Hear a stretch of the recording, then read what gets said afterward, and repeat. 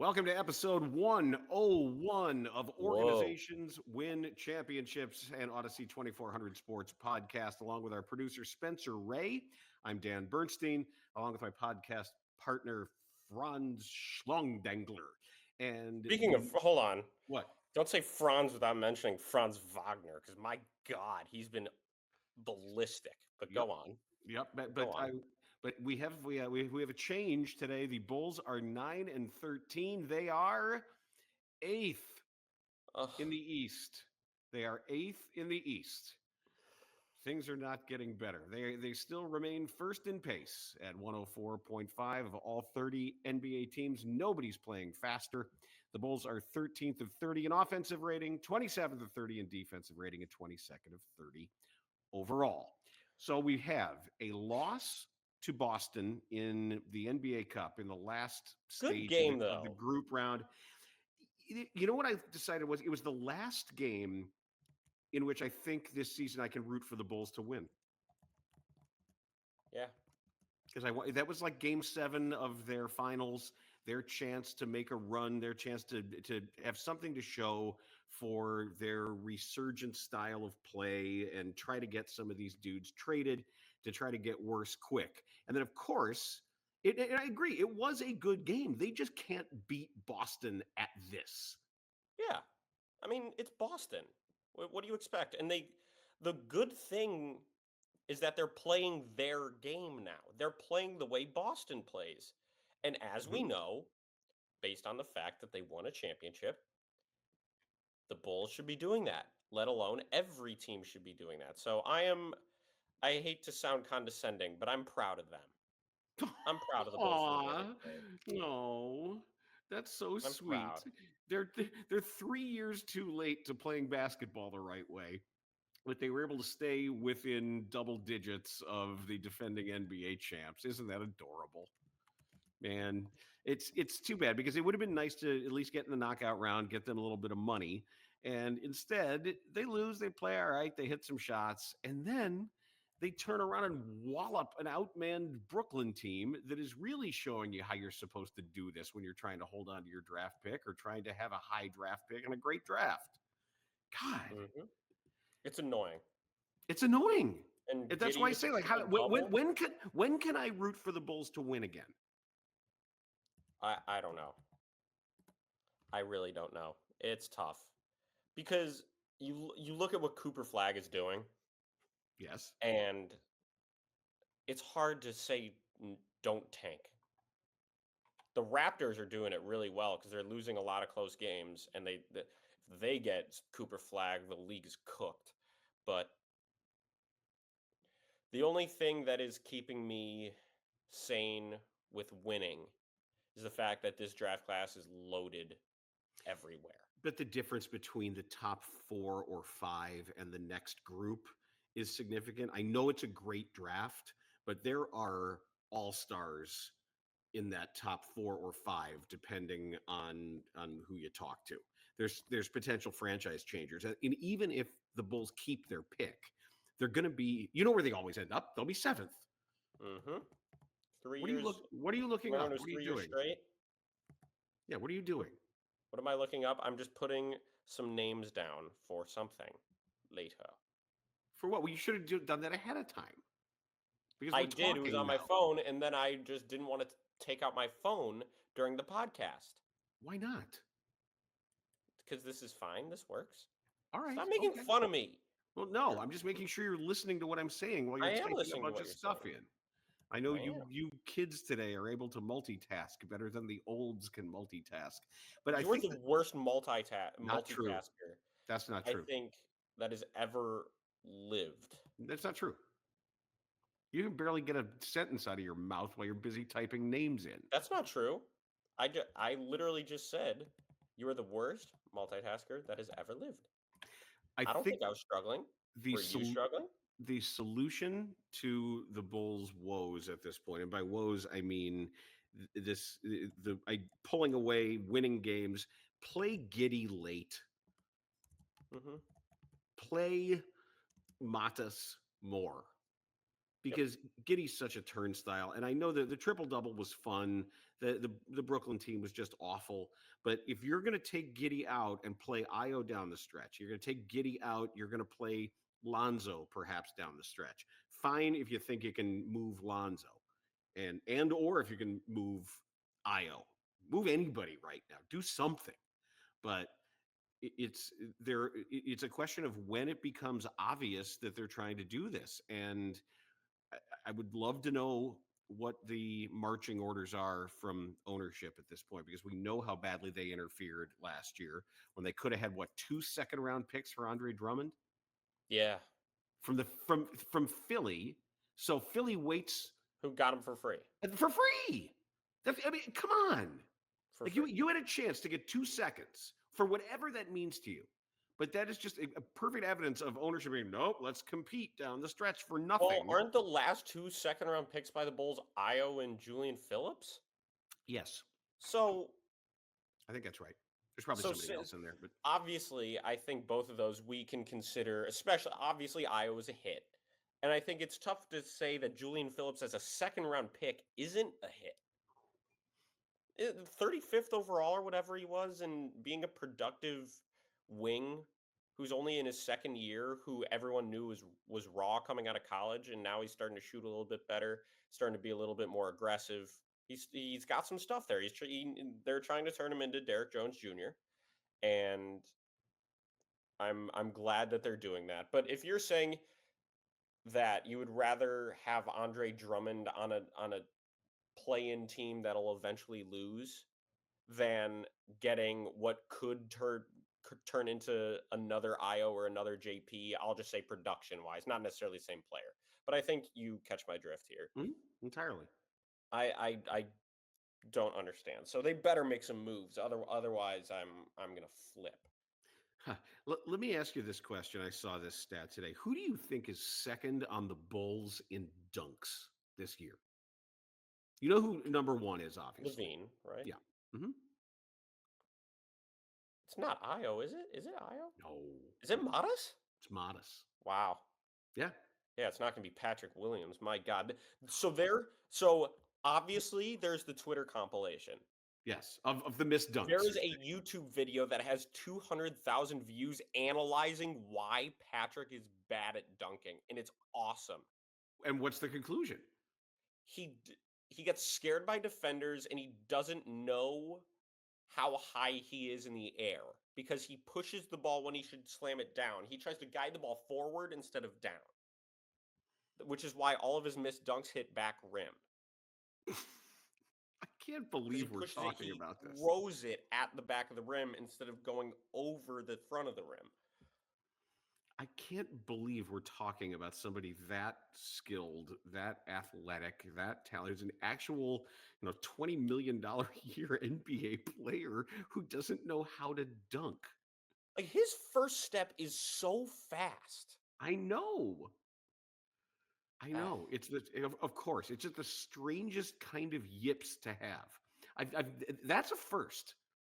You say it's got 200,000 views. That's pretty amazing. But I don't ever remember. We can talk about a catcher that can't throw the ball back to the pitcher, or the second baseman that can't throw it to first. Sure, there's always a. But a 6'8", 240-pound athletic NBA player who somehow can't dunk well is just amazing to me. Yeah. It's amazing. Oh, yeah. God. Well, but it's not a problem for Matas, I will say that. And for him to get 20 points and I think shoot 4 of 5 in the last game from 3, I loved how quickly he had and how decisively he took some of those shots. Nobody was screaming at him, shoot it, shoot it, shoot it. Nobody was waving at him. He wasn't looking around. His mindset is going to serve him really well, I think. Just get him in the weight room. Get him in the weight room. Get him in the cafeteria in the weight room. He's not the most athletic, but I would still say he's a plus athlete for his size. Like, he can jump a little bit. I'm not NBA plus athlete for his size. Good. He's fast enough, though. He's quick. He is fast. And he's above the rim. He's not below the rim. He's an above the rim player. Mm-hmm. And I haven't really thought about this. This kind of just popped into my head. once he gains a little bit more weight, is it time to start talking about him as a viable rim protector? Not until we get see what kind of instincts he has. I mean, I know Okay. he'd be willing to do it, but Right. we really haven't because so much of rim protection is feet. I know we talk about what is the end product of proper rim protection, and that's the blocked shot, the dissuaded shot, the changed shot. But it's so much of it is rotational, and it Brook has to do Lopez. with being able to be close enough to the basket and still be guarding your guy. And I have not seen those instincts, his defensive instincts as a rotation baseline player, develop well enough yet. Because even if he could handle it physically, I mean, he's never going to be the wall that Brook Lopez is. But that verticality, that also that understanding of when to jump and when not to jump, and being able to use every bit of your height and verticality to just be a wall, and be an impediment. I wouldn't take it off the table for him, Okay. but I would need to see him much better understand weak side baseline help. I don't know if it's a matter of him understanding that. I think we need to see it in action.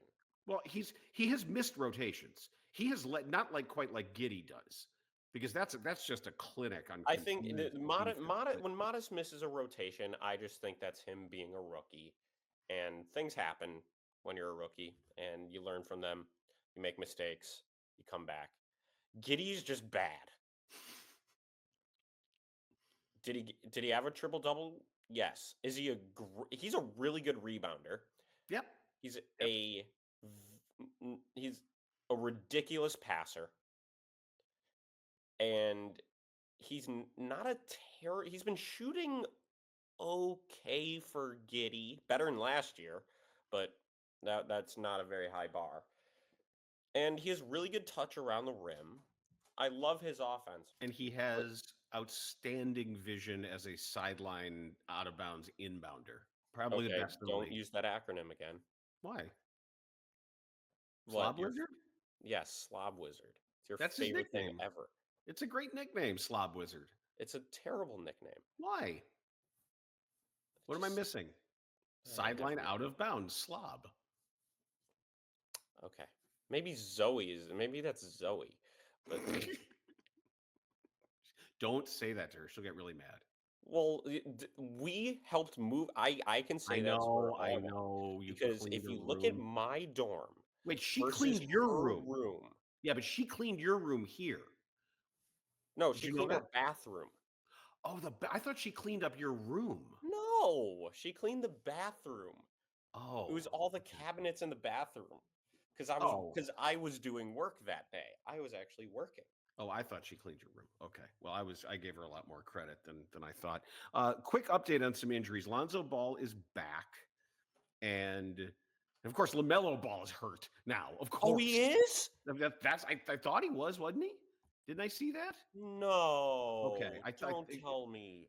that's somebody said so today. Check on that It because says injury status, no time for Hornets to panic. The Hornets, no time for Hornets to panic about LaMelo Ball.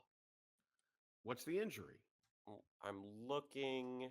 It says he's out tonight with a calf injury. See, we can't have nice things. So Lonzo's back, Lamelo is out, and Patrick Williams apparently they're saying is ramping up.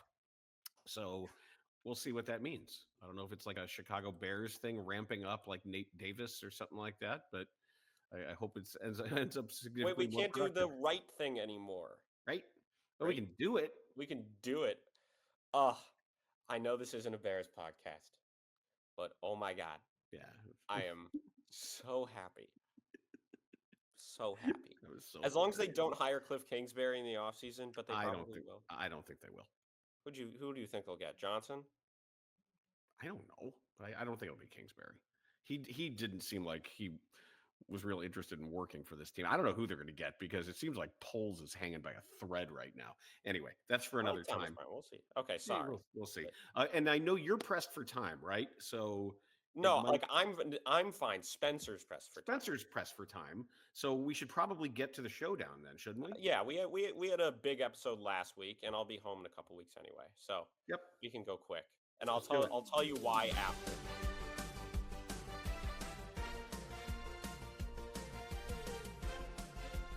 First, congratulate last week's winner of the crowd question. Jason gave us the crowd question, and it was, of everyone who has ever been a two-way player on a two-way contract with the Bulls, who now of those people is the highest paid NBA player? And the answer was Max Strus. And on Twitter, congratulations to Nicholas Leonard. Nicholas Leonard answered that correctly, and he is the winner of the crowd showdown for last week. Okay. Do you want me to start? All right. Sure. All right. I will read you my question. That's a good way So to start. obviously, we know that Matas dropped 20, right? Mm-hmm. In a game.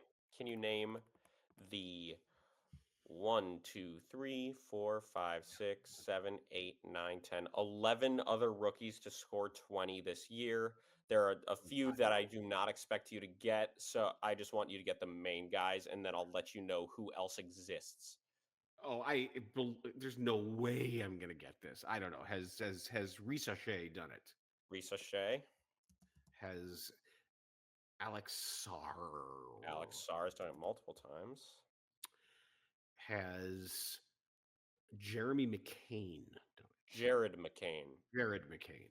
He's done it the most out of any rookie this season with 7, I think.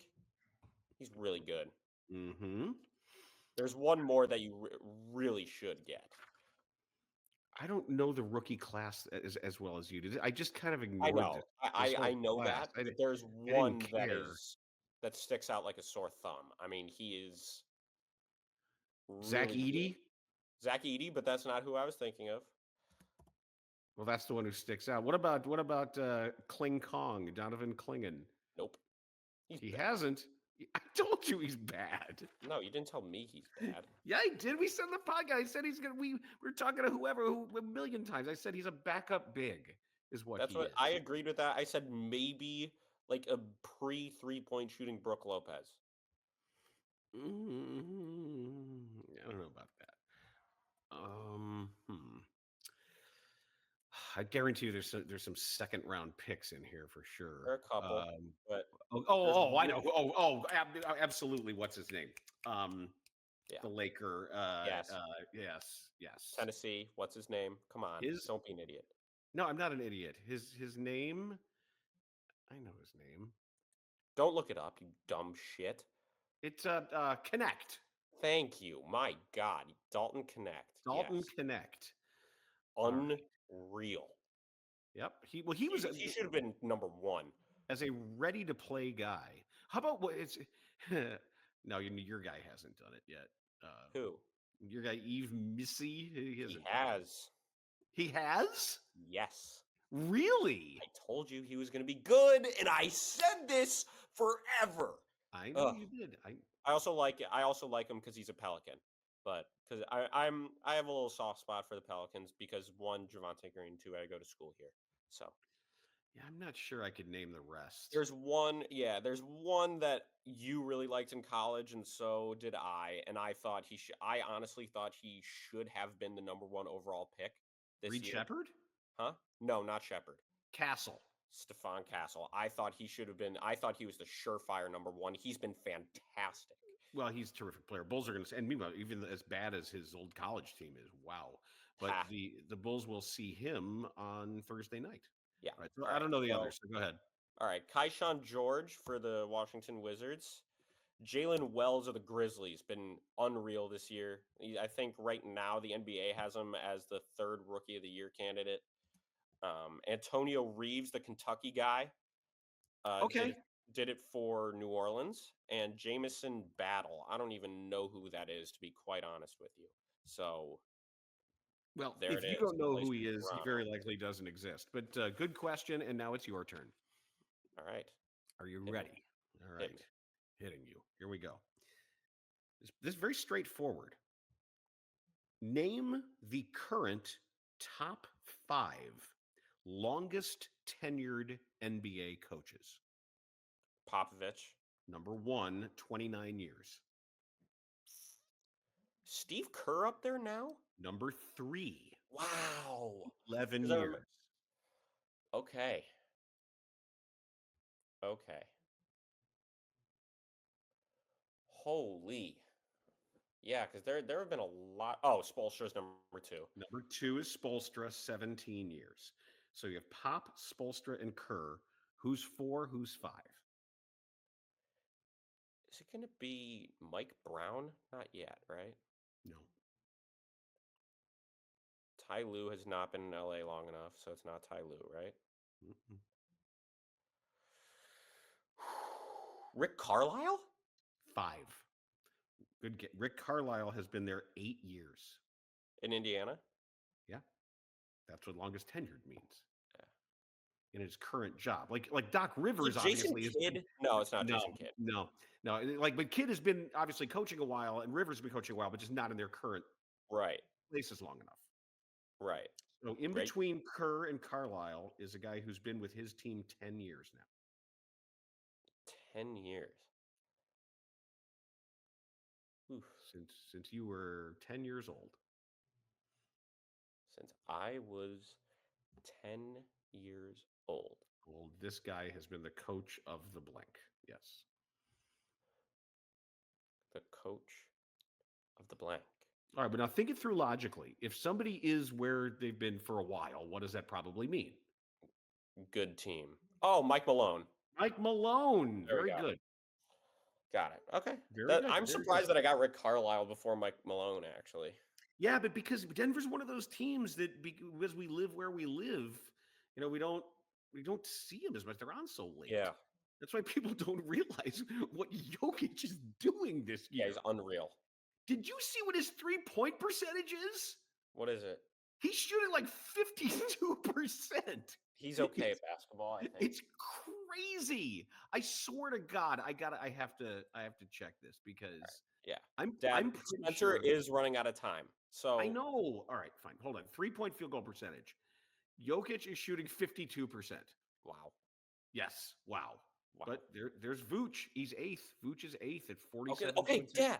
All right, shut up. Good. Crowd question is this. And you can respond via Twitter at Dan_Bernstein, Instagram at Jason.Bernstein_ or at Dan Bernstein on Blue Sky. Again, pretty simple. Who is the only person in NBA history to win NBA MVP, Coach of the Year, and Executive of the Year? Got it. That's so easy. Are you sure? Yeah. Okay. A lot of people guess wrong first. I probably will after now you make me second guess myself. MVP, Coach of the Year, Executive of the Year. That's the crowd question. Send your answers in. Thank you for listening. We'll be back next week talking more Bulls. So like, subscribe, download, rate, do all of the things. And thanks as always for being a part of Organizations Win Championships.